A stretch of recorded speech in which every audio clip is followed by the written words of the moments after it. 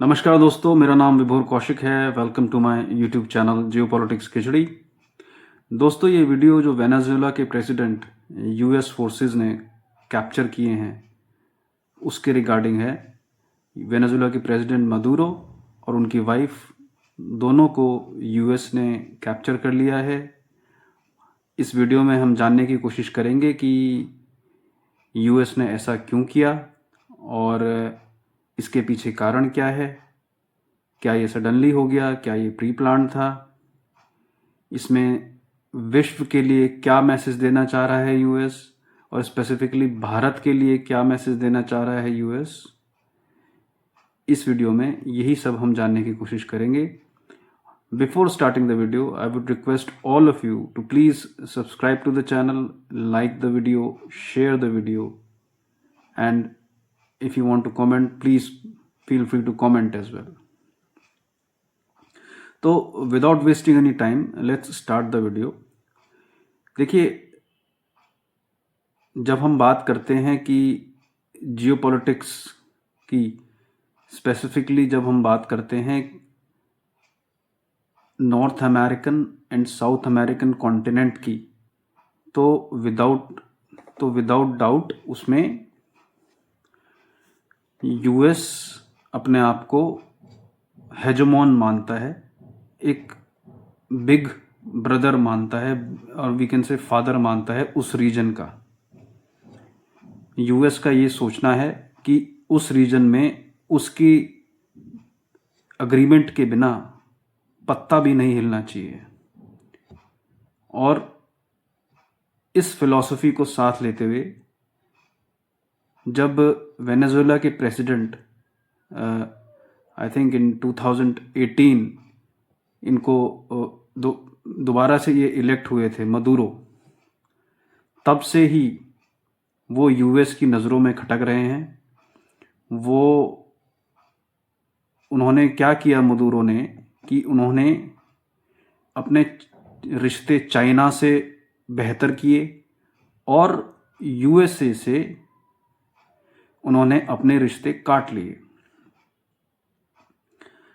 तो अब आप मोटा मोटा गेम समझेंगे तो उसमें ये है कि वेनेजुएला ने चाइना को बहुत ज़बरदस्त लेवल पे क्रूड ऑयल सप्लाई करना चालू कर दिया। वेनेजुएला ने इनफैक्ट आई थिंक 2022 में डिक्लेयर किया था कि हमारा कंट्री डॉलर फ्री कंट्री है। दैट मीन्स जो भी वो ट्रांजैक्शन करते हैं इंटरनेशनल लेवल पे, नेशनल लेवल पे तो उनकी अपनी करेंसी है ही, मगर इंटरनेशनल लेवल पे भी जो वो ट्रांजैक्शंस करते हैं, एक्सपोर्ट इंपोर्ट करते हैं, उसमें डॉलर का यूज़ वो नहीं करते, और वो या तो अपनी लोकल करेंसी का करते हैं या जिस भी करेंसी में वो, लाइक रूबल, युआन, जो रूबल जो रशिया की करेंसी है, जो युआन जो चाइना की करेंसी है, जो बेसिकली जिससे भी वो डील कर रहे हैं, जिस कंट्री से भी डील कर रहे हैं, तो डॉलर को बाईपास करके वो नेटिव करेंसीज में ही डील कर रहे थे। ये बात यूएसए को बिल्कुल भी अच्छी नहीं लगी, क्योंकि यूएसए की जो इकोनॉमी है वो शिफ्ट बैंकिंग पे टिकी है। क्योंकि होता क्या है कि पूरे वर्ल्ड वाइड में जो डॉलर का एक्सेप्टेंस है, यूएस के कुछ चुनिंदा बैंक्स हैं 4-5, जो कि अगर आप इंटरनेशनल ट्रांजैक्शन करता है, कोई भी इंटरनेशनल ट्रांजैक्शन करता है, इवन आप एट इंडिविजुअल लेवल भी अगर आप इंटरनेशनल ट्रांजैक्शन करते हैं, तो एक स्विफ्ट चार्ज लगता है जो कि डायरेक्टली यूएस बैंक्स को जाता है। मेनली इन रिटर्न वो यूएस इकोनॉमी में बूस्ट करता है।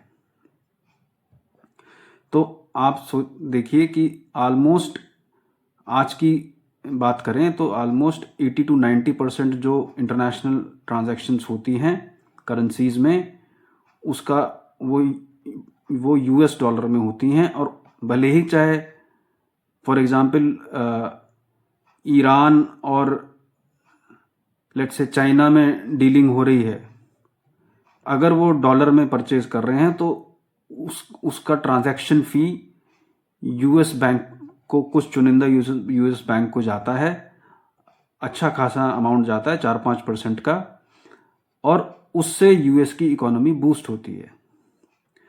तो मदुरो ने क्या किया? मदुरो ने ये किया कि उन्होंने इस डॉलर की हेजमनी को ब्रेक कर दिया साउथ अमेरिका में। जो उनके साउथ अमेरिका के आसपास के भी देश हैं वो उनसे भी अपनी नेटिव करेंसी में ही डील कर रहे थे और यूएस डॉलर को बाईपास कर रहे थे। ठीक है, एक तो ये पॉइंट हो गया।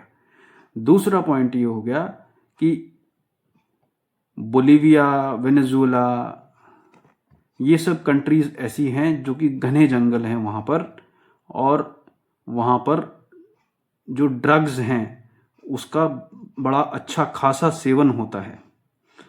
सॉरी, सेवन नहीं, प्रोडक्शन होता है। वहाँ पे हर्ब्स हैं बहुत हाई क्वालिटी की, और ड्रग्स बनती हैं उससे, और वो ड्रग्स बन के मैक्सिको के रूट से होते हुए, पनामा के रूट से होते हुए वो यूएस में एंटर करती हैं। तो यूएस गवर्नमेंट ने जो पूरा जो प्रोपेगेंडा चलाया अपने लोकल मीडिया में, और उनकी जो लोकल पॉपुलेशन है, दे आर कन्विंस्ड कि अगर they actually first of all they convinced their population कि भाई अगर हमने मदुरो को, वेनेजुएला से के प्रेसिडेंट को रजीम चेंज कर दिया तो हमारा ड्रग का प्रॉब्लम जो है, जो ऑल ओवर यूएस से फैला हुआ है, वो खत्म हो जाएगा, ऐसा उनका मानना है। मगर आई डोंट थिंक कि ये एक सही स्ट्रैटेजी है। उसके बारे में हम आगे डिस्कस करेंगे। तो हुआ क्या, एज पर प्लान यूएसए ने क्या किया, स्पेसिफिकली सीआईए ने क्या किया कि मिस्टर ट्रम्प जो यूएसए के प्रेसिडेंट हैं उनको एक एक्शन प्लान दिया, वेरिन उन्होंने बताया कि अगर हम वेनेजुएला के प्रेसिडेंट मदुरो को हम कैप्चर कर लेते हैं और वहाँ पर रजीम चेंज कर देते हैं और वहाँ पे अपना एक पपेट प्रेसिडेंट बिठा देते हैं, तो हम जो ड्रग्स जहाँ से आ रहा है, सप्लाई लाइन जो है, उसको हम कट कर देंगे, और उससे क्या होगा कि जो हमारी ड्रग्स की प्रॉब्लम है वो सॉल्व हो जाएगी। ऐसा उन्होंने, सीआईए वालों ने प्रेसिडेंट को एक एक्शन प्लान बना के दिया, और मिस्टर ट्रम्प ने उसको डेफिनेटली अप्रूव कर दिया। और लगभग 6 महीने से यूएस के जो वॉरशिप्स हैं वो वेनेजुएला के पास ही जो इंटरनेशनल वाटर्स होते हैं उसमें मंडरा रहे थे और उस पर सर्वेलेंस रख रहे थे। और ये सबको पता था कि एक उसमें कुछ छुपाव नहीं था। पूरी दुनिया को, मतलब जो भी जियोपॉलिटिक्स थोड़ा बहुत जानते हैं उन सबको पता था कि यूएस के शिप्स जो हैं, वॉरशिप्स जो हैं, वेनेजुएला के इंटरनेशनल बॉर्डर्स के पास हैं और वो सर्वेलेंस कर रहे हैं। एक तो ये बात हो गई। ये मदुरो को भी पता था, और मदुरो उन्होंने, जब ये चीज़ होने लगी तो मदुरो ने चाइना से और रशिया से अपने कॉन्टेक्ट्स और बढ़ा लिए और अपनी दोस्ती और गहरी कर ली। तो मदुरो का एक फॉल्ट कह सकते हैं ये हुआ कि उसने चाइना पे ओवर रिलायंस कर लिया, और जब मदुरो के कैप्चर होने से आई थिंक इवन जस्ट 1-2 हफ्ते पहले चाइना का एक हाई लेवल डेलीगेशन आया था वेनेजुएला में, और उन्होंने वेनेजुएला को फुल सपोर्ट का प्रॉमिस भी किया था और बोला था कि हम आपको सारे वेपन्स, एम्यूनिशंस सब देंगे अगर यूएस कुछ करता है तो। ठीक है, एक तो ये बात हो गई। अब मुद्दा ये आता है कि क्या आप किसी भी प्रेसिडेंट को, किसी भी कंट्री के प्रेसिडेंट को इतनी आसानी से आप कैप्चर करके ले जा सकते हैं अपनी कंट्री में? ये एक मुद्दा आता है। ये सबके सामने एक सवाल है कि क्या यूएस फोर्सेस या क्या सीआईए ऐसा क्या किया इन फोर्सेस ने कि without a bullet being fired, I mean not from Venezuela side से भी, मतलब थोड़ा बहुत बहुत मिनिमम रेजिस्टेंस हुआ और बहुत आसानी से मदुरो और उनकी वाइफ को कैप्चर कर लिया गया without much of a resistance. ठीक है, तो इसमें हुआ क्या है, जो अंदर की बात यह है कि एक्चुअल में हुआ क्या है कि वेनेजुएला के जो सिक्योरिटी फोर्सेस हैं, जो स्पेसिफिकली जो प्रेसिडेंट मदुरो की जो सिक्योरिटी फोर्सेस थी, जो जिनको रिस्पॉन्सिबिलिटी थी कि भाई प्रेसिडेंट की सिक्योरिटी रखनी है, वो कहीं ना कहीं CIA ने खरीद लिए। मेन रीज़न यही है कि इतनी आसानी से कैप्चर हो गया किसी देश के, इतना छोटा भी देश नहीं है वेनेजुएला, काफ़ी बड़ा देश है। तो उस इतने बड़े देश का प्रेसिडेंट कैप्चर कर लेता है कोई भी, even if it's a super power, it's not easy. ठीक है, मगर उन्होंने कर लिया। कैसे किया? इसलिए किया क्योंकि वो CIA ने क्या किया, वहाँ की सिक्योरिटी अपैरेटस को उन्होंने पैसे से खरीद लिया। और यहाँ पे हम मिलियंस ऑफ डॉलर्स की बात नहीं कर रहे हैं, यहाँ पे बिलियंस ऑफ डॉलर्स खर्च हुए हैं वेनेजुएलन कमांड सेंटर को खरीदने के लिए, जो उनकी जो कि प्रेसिडेंट की सिक्योरिटी के लिए रिस्पॉन्सिबल होते हैं। अब बहुत लोग वहाँ पे अब करंट में इस एक्शन को जस्टिफाई करने के लिए US में एक और मीडिया प्रोपेगेंडा चल रहा है कि वेनेजुएला की जो जनता है वो खुशी के मारे पागल हो रही है, वो बहुत सेलिब्रेट कर रहे हैं और वो बहुत खुश हैं अपने प्रेसिडेंट के कैप्चर से। क्या ऐसा है? वेल, मुझे तो ये सब प्रोपेगेंडा ही लगता है, क्योंकि देखिए एक सेल्फ रिस्पेक्ट वाली बात होती है। एक चाहे छोटी से छोटी कंट्री हो, अगर उनका जो नेता है, जो उनका लीडर है, वो कैप्चर हो जाए, तो ऐसा तो मैं बिल्कुल नहीं मान सकता कि पूरे वेनेजुएला की जनता जो है वो खुशी के मारे पागल हो रही है, जैसा US मीडिया में दिखाया जा रहा है। ऐसा बिल्कुल भी नहीं है। हो सकता है कि 5, 10, 20% लोग हों जो कि उसके जाने से खुश हों, हो सकता है, ऐसा पॉसिबल है। भारत में भी मोदी जी को 100% लोग लाइक नहीं करते, राइट? 100% लाइकिंग तो किसी भी लीडर की नहीं होती है। ठीक है, तो अगर आप वेनेजुएला की पॉपुलेशन को लें और उसमें 10% में कहें कि भाई 10-20% कहें कि भाई they were anti Maduro, so they are happy, तो that is very much understandable, it is very much possible as well. और वही लोग सड़कों पे आके नाच गाना कर रहे हैं, और उन्हीं लोगों की भीड़ को दिखा के US मीडिया में प्रोपेगेंडा फैलाया जा रहा है कि वेनेजुएला में पूरी जनता खुशी से पागल हो रही है। मगर मेरा मानना, पर्सनल मानना ये है कि ऐसा नहीं है। मैं समझता हूँ 70 to 80% जनता इस US के एक्शन से खुश नहीं है।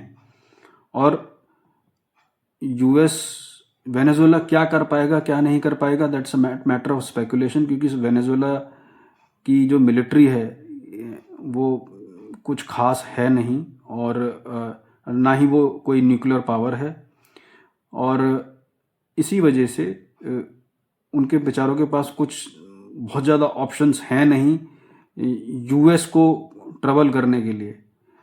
वो बस एक मिलिशिया वॉर लड़ सकते हैं, that's all they can do. तो अब मगर इसमें एक और एंगल आता है कि नेक्स्ट क्वेश्चन ये आता है कि एग्जैक्टली USA ने ऐसा करा क्यों? देखो, US मीडिया में जो प्रोपेगेंडा चल रहा है वो ये है कि जैसे मैंने आपको पहले बताया कि वहाँ से ड्रग्स सप्लाई होती हैं इस वजह से, और इसको US में भी इसी तरीके से ट्रायल करा जा रहा है कि ये एक ड्रग लॉर्ड है। वहाँ का प्रेसिडेंट, किसी कंट्री का एक प्रेसिडेंट को वो ड्रग लॉर्ड कह रहे हैं, और उसको कन्विक्ट भी करने की कोशिश करेंगे through court, through US court. अभी ये भी एक विडंबना है कि एक कंट्री का रूलर दूसरी कंट्री में के लॉ के अकॉर्डिंग उसको सजा मिलेगी, which is very strange, right. तो ऐसा पहले भी हुआ है मगर it doesn't make sense, right. तो अब इसमें हुआ क्या है कि जो मेन रीज़न है यूएस को मदुरो को की रजीम को ओवरथ्रो करने का, वो ये है कि वेनेजुएला के पास दुनिया का सबसे बड़ा ऑयल रिजर्व है, प्रूवन ऑयल रिजर्व वेनेजुएला के पास है। इवन सऊदी अरेबिया से भी ज़्यादा बड़ा, इवन गयाना से भी ज़्यादा बड़ा ऑयल रिजर्व वेनेजुएला में है। और आप मेरी ये बात समझ लीजिए, जहाँ जहाँ भी ऑयल रिजर्व होगा और रेयर अर्थ होगा, उस कंट्री पे यूएसए अपना होल्ड रखने की पूरी कोशिश करेगा। और जैसे वेनेजुएला में हुआ है, पॉसिबल ये करेगा कि जो उस कंट्री को रूल करे वो यूएसए का पपेट हो, और मिलिट्री एक्शन भी लेगा।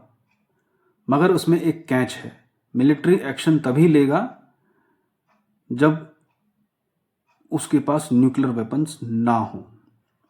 जिस कंट्री के पास भी न्यूक्लियर वेपन होते हैं, यूएस उसको ज़्यादा छेड़खानी करता नहीं है।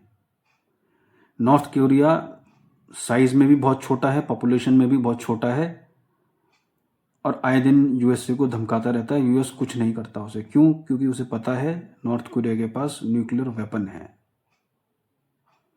तो ये एक पॉइंट है।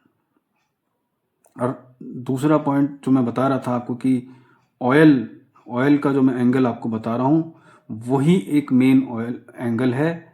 क्योंकि नेक्स्ट कंट्री मैं अभी आपको प्रेडिक्ट करके बता सकता हूँ, नेक्स्ट कंट्री नाइजीरिया होगा, जहाँ पे एक रजीम चेंज होने वाला है। क्रिश्चियंस को, आई नो कि इस्लामिक फोर्सेस वहाँ पे क्रिश्चियंस को मार रहे हैं, मगर वही एक प्रीटेक्स्ट बनेगा नाइजीरियन रजीम चेंज का भी। ऐसे ही नेक्स्ट पनामा भी हो सकता है, क्यूबा भी हो सकता है। इन सब जगह जहाँ भी आपको रेयर अर्थ का या ऑयल का रिजर्व होगा, जिन जिन कंट्रीज़ के पास भी, वहाँ पर यूएसए अपना होल्ड बनाएगा। क्योंकि उनको लगता है, और ऐसा है भी मोस्टली, कि जिसके पास ऑयल का कंट्रोल है वही सुपर पावर आगे भी बन सकता है या बने रहना सकता है। तो ये सिचुएशन है। अब इसमें इंडिया के लिए क्या है? इंडिया से तो हज़ारों मील दूर है वेनेजुएला। इंडिया को क्या फ़र्क पड़ता है अगर वहाँ का प्रेसिडेंट कैप्चर हो गया? पड़ता है ब्रदर, पड़ता है।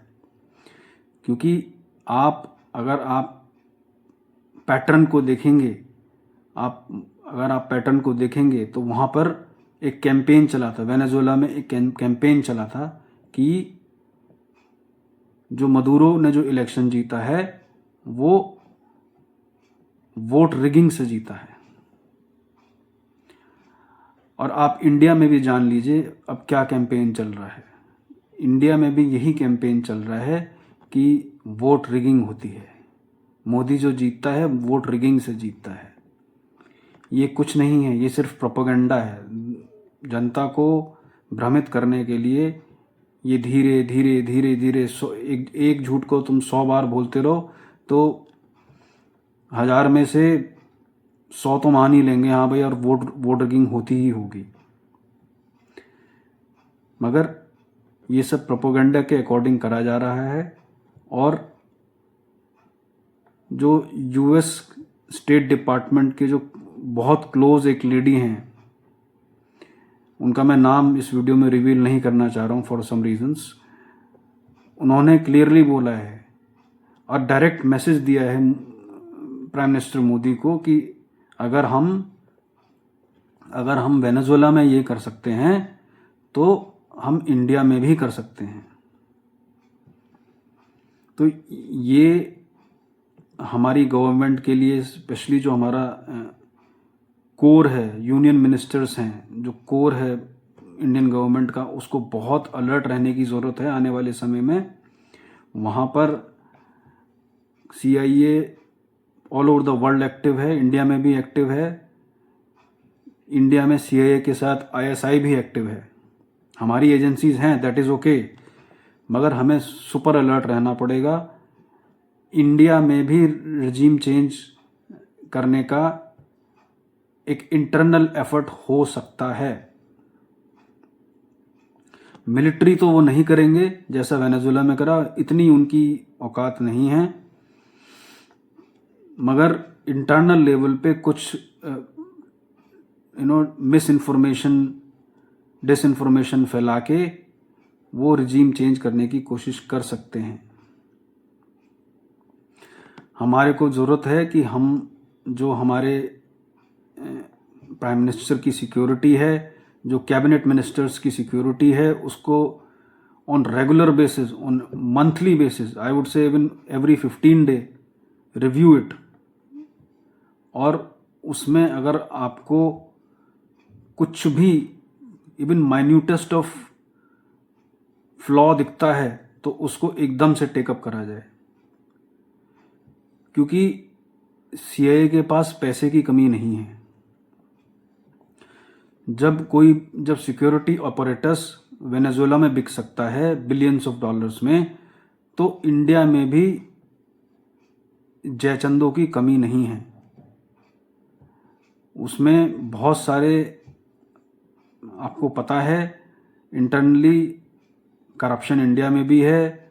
लोग पैसे के लिए बहुत कुछ कर देते हैं। तो हमें जो हमारे जो पॉलिटिशियंस हैं, जो करंट गवर्नमेंट है, जो करंट डिस्पेंसेशन है गवर्नमेंट का, उसको बहुत विजिलेंट रहने की ज़रूरत है। और security audits of prime minister, home minister, defence minister, finance minister, foreign minister, every important person in Indian government must be reviewed, and if there is any flaw, वो बिल्कुल immediately उसको टेकअप करना चाहिए। अब लास्ट में I would like to से कि Venezuela का क्या होगा, प्रेसिडेंट का क्या होगा। देखिए, वेनेजुएला अनफॉर्चुनेटली वो US के हैंड में चला गया है। अब वहाँ पर एक US का पपेट बैठेगा। कुछ टाइम बाद देश में थोड़ा बहुत अनरेस्ट होगा, मगर वो मैनेज कर लेंगे। अब US के पास वेनेजुएला का ऑयल रिजर्व्स अनऑफिशियली आ चुका है और कुछ सालों में ऑफिशियली भी आ जाएगा। एक तो ये हो गया। दूसरा, मदुरो का has a very blurry future. उसको कन्विक्ट कर दिया जाएगा at the name of being drug Lord and everything. हो सकता है फांसी दे दें, हो सकता है उसको उम्र कैद दे दें, और वो किसी US की जेल में अपनी रेस्ट ऑफ द लाइफ काटेगा और मर जाएगा। यही होना है और कुछ नहीं होना है। So guys, this was my analysis of this current situation in Venezuela and what it means for the world. I will request all of you to kindly like this video, subscribe to the channel, share this video. Jai Hind. Thanks for watching.